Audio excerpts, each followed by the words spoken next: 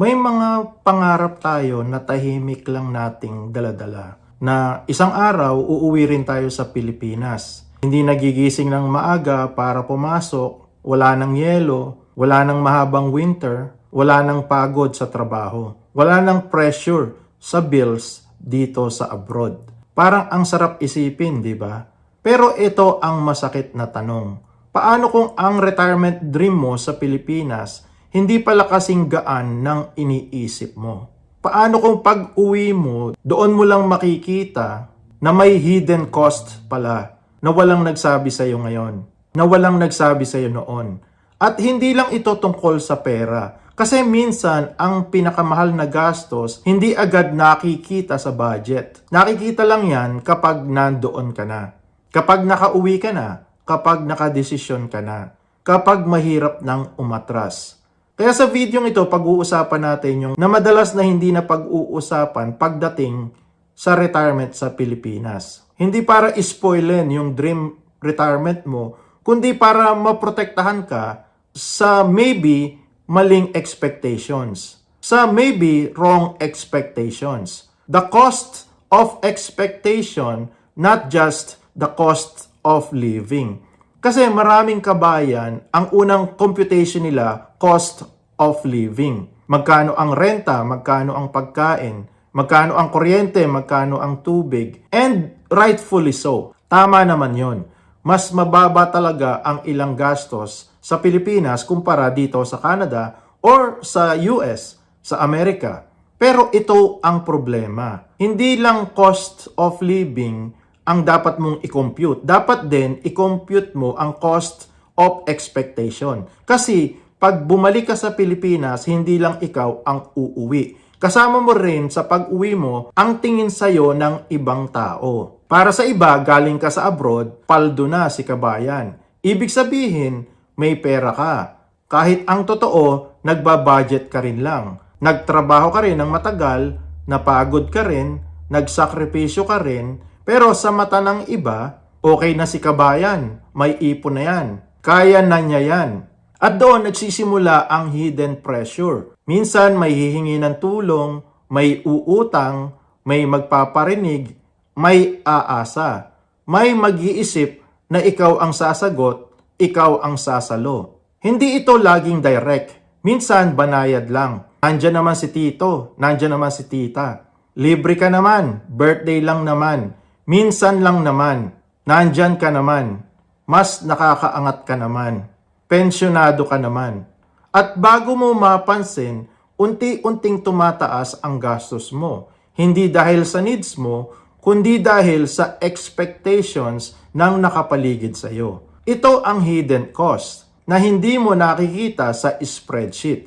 Dahil ang retirement hindi lang pala simpleng murang pagkain at murang pamumuhay. Minsan, ang totoong mahal, iyong emotional pressure na sumabay sa'yo pag uwi mo. Kaya bago ka mag-retire sa Pilipinas, tanungin mo muna ang sarili mo. Handa na ba talaga ako, hindi lang sa mas mababang cost of living, kundi sa mas mataas na social expectation ng nasa paligid ko? Kasi magkaiba yung dalawa.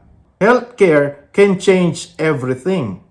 Ito yung isa sa pinakamalaking hidden cost. At minsan, ito rin yung pinakamabigat. Habang bata pa tayo, madaling sabihin, okay lang yan, healthy ka pa naman.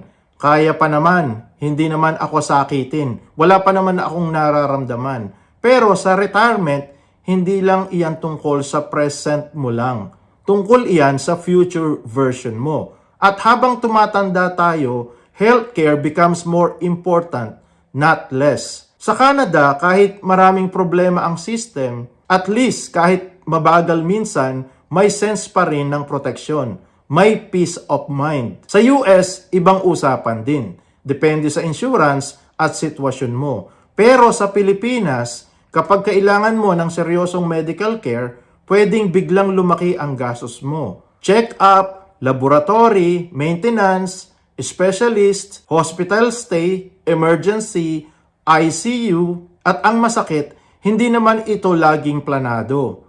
Hindi ito ini-schedule na parang bakasyon. Bigla na lang dumarating, bigla na lang nangyayari. At kapag dumating yan, pwedeng maubos ang perang inakala mong sapat na sana sa peaceful retirement mo. Kasi kadalasan maraming tao ang nagko-compute ng pagkain upang malaman kung kaya nila.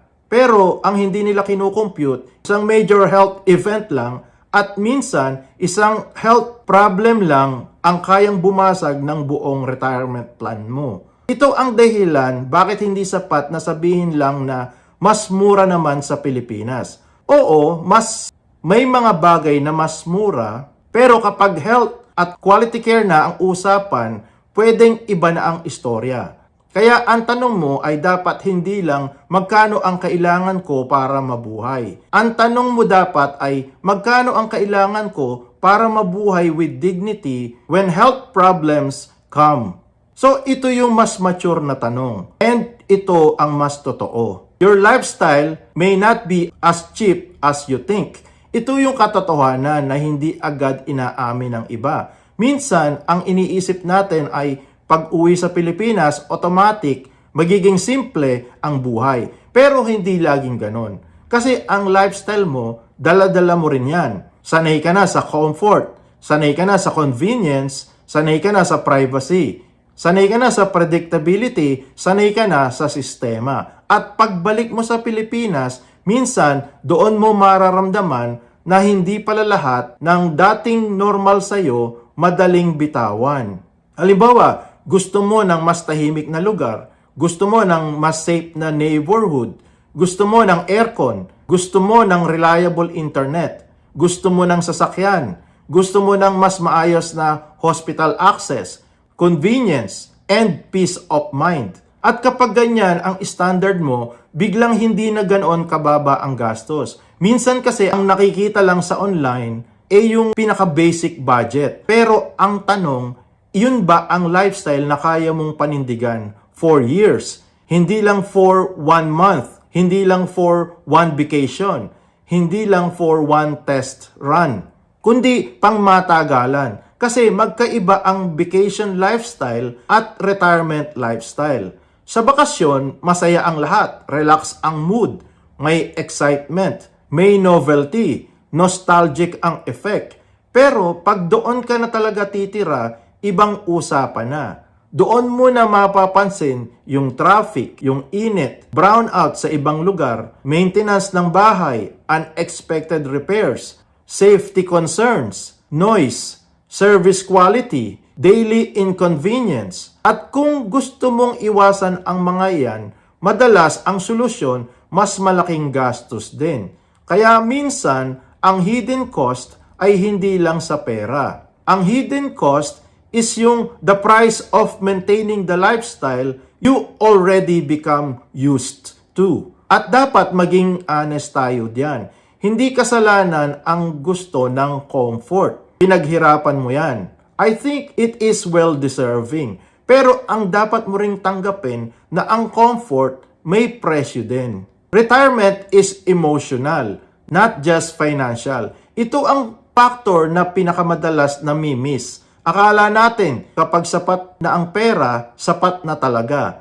Pero maraming kabayan, doon nila nalalaman na retirement is not just about money. It is also about identity, routine, purpose, belonging, peace of mind. Sa abroad, kahit pagod tayo, sanay tayo sa routine. May structure ang buhay, may sistema, may rhythm. Gigising, papasok, magtatrabaho, uuwi, magbabayad ng bills, magpaplano, kikilos uli, and then do it all over again. Minsan, nakakapagod. Oo, pero minsan din, iyon ang nagbibigay sa atin ng sense of direction, sense of purpose. Pagdating sa retirement, lalo na pag uwi mo sa Pilipinas, pwedeng biglang magbago ang lahat. At kapag nawala ang dating structure, pwedeng pumasok ang tahimik na lungkot. Hindi ka na busy, hindi ka na needed in the same way. Iba na ang rhythm, iba na ang paligid, iba na pati ang pakiramdam mo sa sarili mo. At minsan, kahit kasama mo ang pamilya, may loneliness pa rin. Kasi retirement does not automatically means fulfillment. Kailangan mo pa rin tanungin, ano ang buhay ko doon?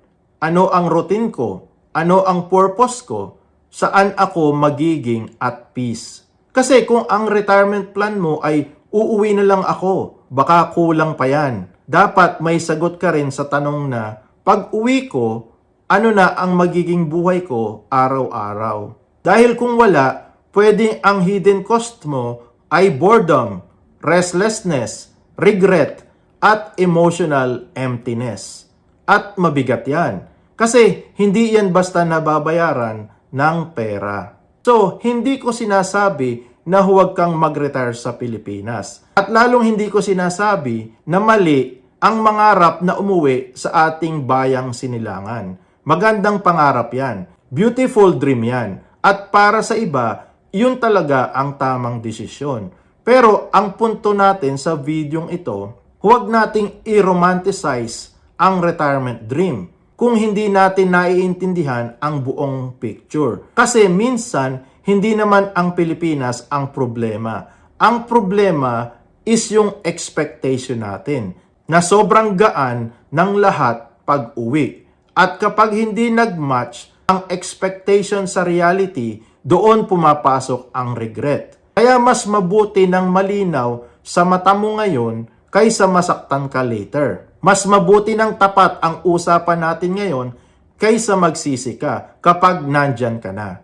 Retirement is not just about escaping one country. It is about choosing the life that will truly give you peace.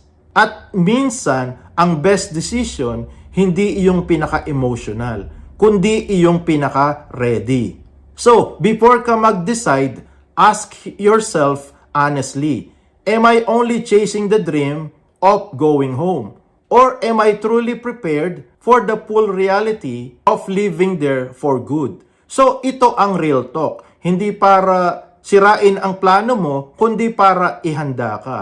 Kasi ang goal natin, hindi lang basta makauwi. Kasi ang goal natin ay makauwi with wisdom, makabalik sa Pilipinas with peace, makapag-retire with dignity, and with a plan that will really last.